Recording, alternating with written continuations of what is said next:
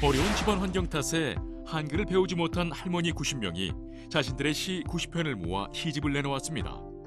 아직 맞춤법과 표현이 서툴지만 할머니들의 삶의 애환이 시에 그대로 담겨져 있습니다. 늦깎이 시인이 된 김순의 한현순 할머니를 사건 반장에서 만나봅니다. 오늘 함께 사는 세상의 주인공은 평균 나이가 75세인 할머니 시인들 이야기죠. 네. 지난해 12월에 군산시에서 시집 하나가 나왔어요. 네. 90편의 시가 담긴 시집인데 이 90편의 시를 쓴 90인의 시인들이 바로 지금 말씀하신 평균 나이 75세의 할머니 시인들입니다. 할머니는 단어가 조금 걸리긴 합니다만 마음은 소녀 같으신 것 같아요. 네. 이분들이 시를 단지 고령의 시인이라 화제가 되는 것이 아니라 이분들이 대부분 한글을 어린 시절 환경이 좀 안 좋다 보니까 배우지 못해서 최근 몇 년 안에 이 군산시에서 운영하는 늘 푸른 학교에서 한글을 깨쳐서 읽고 배워서 시를 쓰신 분들이기 때문에 사실은 더 뜻깊은 건데 늘 푸른 학교에 대한 소개를 조금 하자면 군산시에서 경로당이나 주민센터 이런 데 이제 설문조사를 해서 글을 배우고 싶은 분들이 있다. 정원이 좀 충족이 되면 직접 찾아가서 교육을 하는 한마디로 찾아가는 학교예요. 거기 학교가 설립되는 거죠.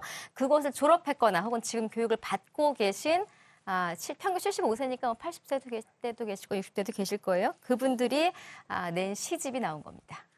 이 화면 보시면 아시겠지만 할머님들의 표정이 다들 밝습니다. 예, 다 웃고 계세요. 이 시집에는 할머니들이 겪었던 삶의 애환이 담겨 있다고 합니다. 김순애 할머니는 공부를 하게 된 계기를 자작시에 담았다고 하는데요. 그 이야기 직접 한번 들어보실까요?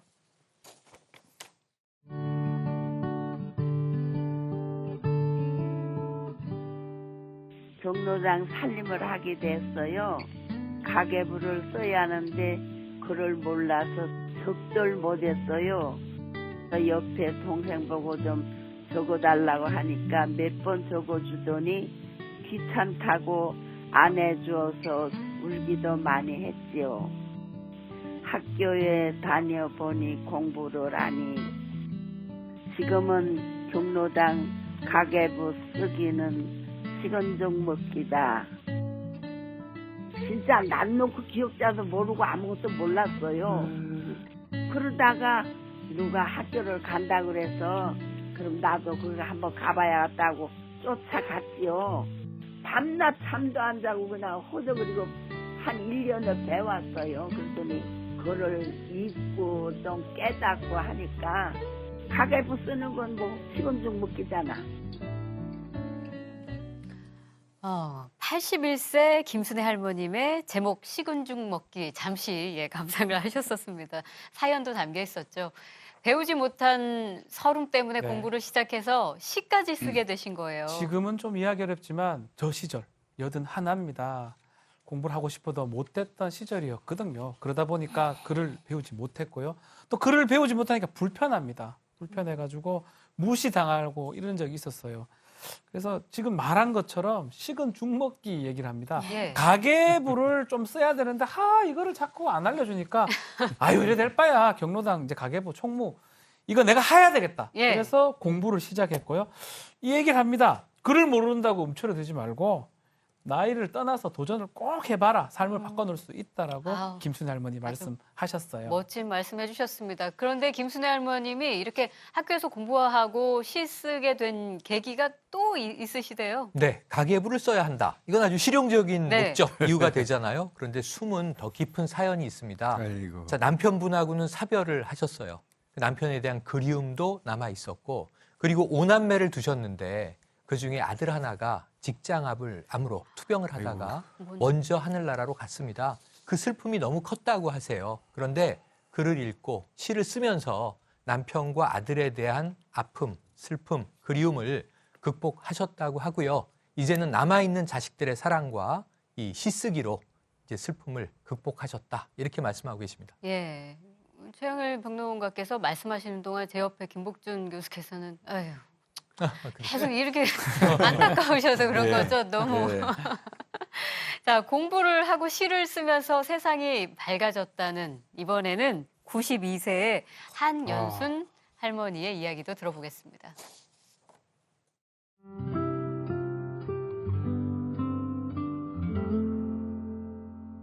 늘 푸른 학교가 생겨 공부한 지 어느덧 5년 공부하는 시간이 참 재미있다.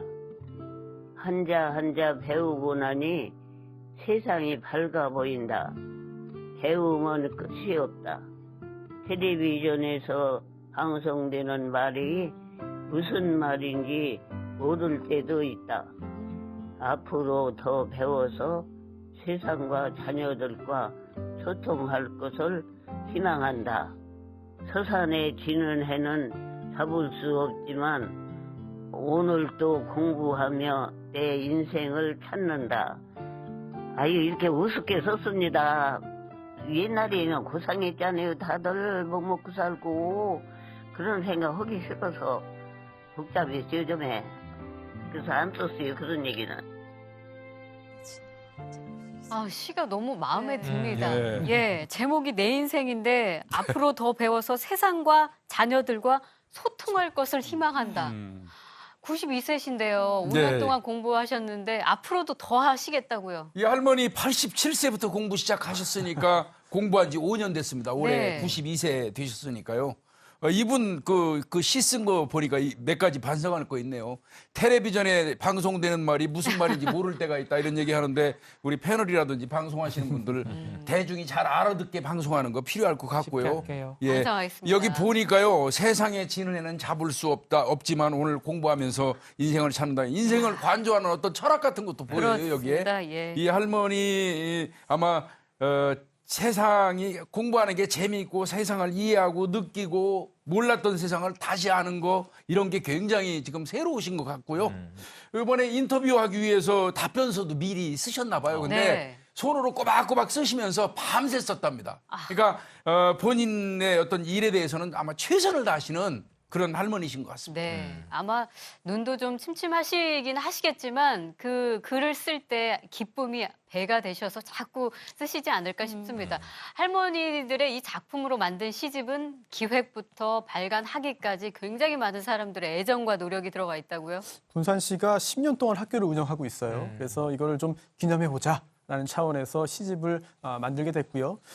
이 할매 시작하자잖아요, 제목이. 그런데 이제 짧게 시작이라고 읽으면 시를 짓는 거고 시작이라고 읽으면 또 처음 무언가를 처음 하다는 그렇죠. 의미이기 때문에 예. 이런 중의적인 의미가 담긴 이름을 지었습니다. 그리고 뭐 할머니들뿐만 아니라 선생님들 또 공무원들의 열정이 더해진 작업이었죠. 자, 공부에 대한 열정으로 시집까지 낸 우리 할머니들 그 소감 들어보겠습니다. 잘도 못 썼는데 내 이름이 책자에 올랐다는 것이 기분이 참 눈물 나게 좋았어요.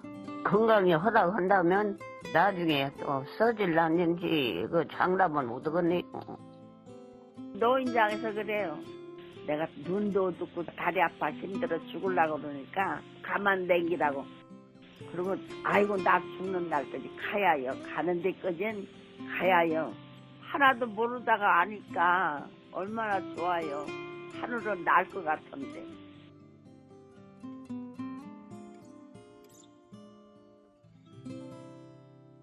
가는 데까지는 가야요. 그러셨습니다. 하나도 모르다가 아니까 얼마나 기쁜지 모른다.